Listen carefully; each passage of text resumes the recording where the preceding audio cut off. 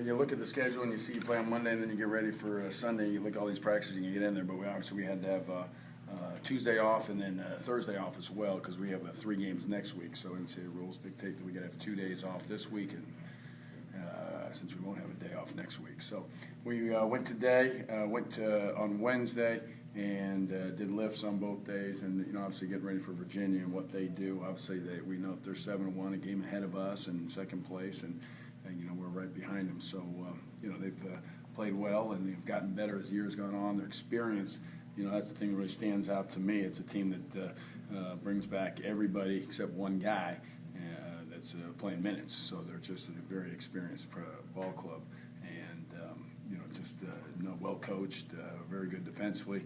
A lot of the same fundamentals we have defensively, so it'll be interesting. It's like kind of we practice against the same stuff every day. Defensively, offensively, they do some stuff that we are well aware of and have used some of their principles as well. So, there's less similarities, even though we have plenty of time to prepare for them. But they're playing really well as anybody in the conference, and we understand that and know that, and anxious to get after it and continue to improve as we go forward. Talk to each guy about what they can improve on as we go into February.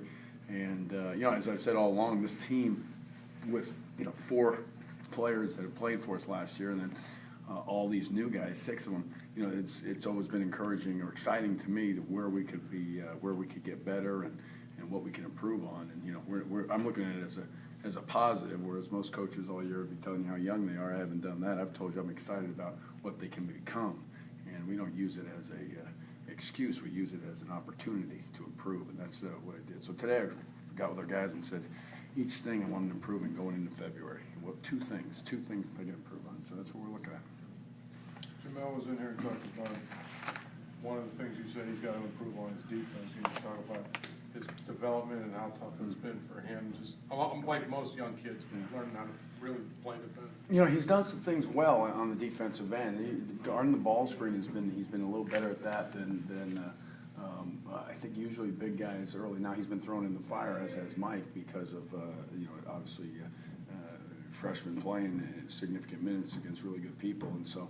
But I think he's done a really good job in that area. Other things he's got to improve on: the rebounding, of course. Mike came in as the better rebounder, but we've played them together, and he's continuing good things. We ran some good sets for him yesterday. Got some open. The last game got some open looks, and he knocked some of them down. So he's playing well. He's playing good, and I'm sure. Since he made some shots, that's the guy everybody says he should play more. But it's when we lose a game, everybody should be playing more, and that's that's reality. So, but he's doing a great job. We're excited about him, and I can't say enough about what a great kid he is, and the effort he had today and the other day in practice and trying to improve and get better. So he's guarding good people, as is Mike and as is Talib, and we're continuing to improve. So. As I told our guys, this is an opportunity. We've lost to 3 really good teams. I mean, our losses are Cincinnati, Duke, and Syracuse. I don't think anybody has 3 losses like that. And we've got 18 wins beside it. And we'll focus as coaches. And as media, we focus together on the losses, and the 18 wins are forgotten. But we've put ourselves in a good position. But again, the excitement to me is these guys getting better, and Jamel really wants to get better, and he's continued to do that all year long. How important is it getting to the point where, with the 18 wins, that you have to have one that's against a team that has a high RPI or a nationally ranked team, and to have one of those resume victories? I mean, it's it is what it is. I mean, you got to play the best you can and win as many games you can, and would I rather have one of those and 15 wins? No. So I mean, if that's the substitute, or that's the question you're asking, we got to continue to do what we did. We lost to 3 good teams, and that's where we're at. And you can only get you can have 21 games at this point, and there's nothing more we can have. We can't have anything else in there. So it's who we are and what we've done, and again, we have can't go back. We can go forward, and that's what we're looking to do. So we got to be a good team today with this very good high RPI and a very good basketball team who's playing their best basketball, as we have too. We've continued to improve all year long.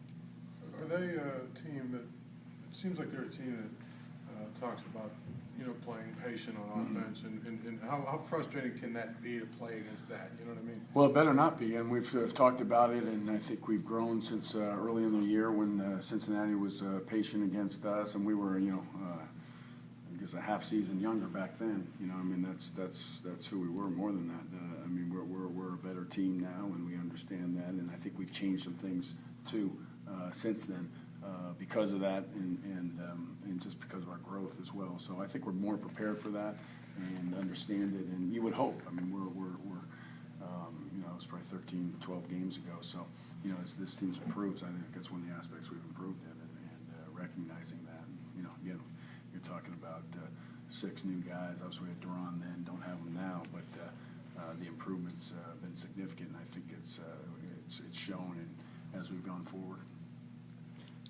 Jamie, for as good as your team is passing the ball and the assists are up there, is it when Lamar's handcuffed a little bit, have you had to say anything to the guys about looking for the shot, looking to score more, and try to take over a little bit more offensively? Oh, we're going offense again here, fellas. It's yeah. I mean, it's not. We've never. As I said, we've got other guys that can make plays. We've talked about that. We've put them in position to do that, and we don't want to be and haven't been a team that relies on one guy, and so that's why we've been successful when Lamar hasn't played as well, and I think. That's what we're built for. So I think it's not the shooting, it's the execution and the getting the right games and the shots and that's what we did. Again, we were shooting higher percentage than they were throughout the game. I mean, and shooting 52% from 3. I mean, actually 62% from 3 as the game went on. Obviously, we missed our last 4 when we did things differently. But I think as you're referring to the loss. We've done a lot of really good things to be number 1 in field goal percentage, offense number 1 in assists, number 1 in scoring in the conference. So the offense has been pretty good. I wouldn't want to trade that again for what we're doing. We're doing some really good things, and when you don't make shots, as we've always talked about and always emphasized, if you're not as good offensively, you're not making some shots. You got to be there rebounding and defending every game. That's got to be a constant. That's more controllable. That can be a constant. We have to get to that point. So if you guys in Virginia, your last loss was to Duke.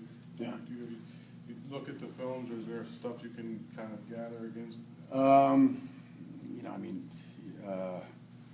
going to look at all their films. So I mean, there won't be just one game. I mean, that's their game was a couple weeks ago. And, it's